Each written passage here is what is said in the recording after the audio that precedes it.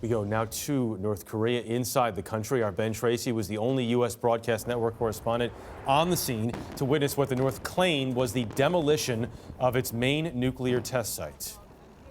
So this is the entrance to tunnel number 2 here at North Korea's nuclear test site. This is where they have conducted 5 of their 6 nuclear tests over the last couple of years.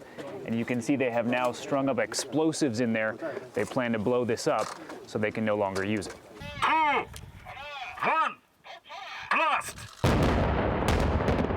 With several large explosions, North Korea put on quite a show. It claims it has now destroyed all of the test tunnels at its infamous Punggye-ri nuclear test site. This is where the regime conducted all 6 of its nuclear explosions beginning in 2006.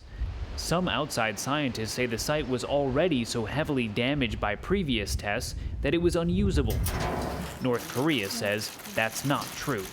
This is tunnel number 3 at North Korea's nuclear test site, and they say this tunnel is relatively new, that it's still usable. So rigging it with explosives and blowing it up to them is a real concession.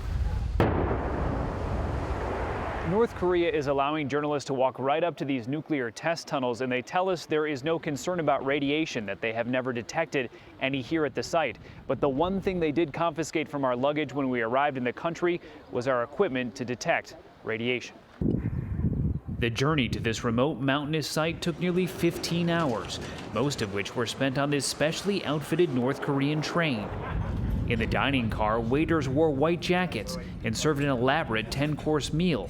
But in our sleeping quarters, there were strict rules.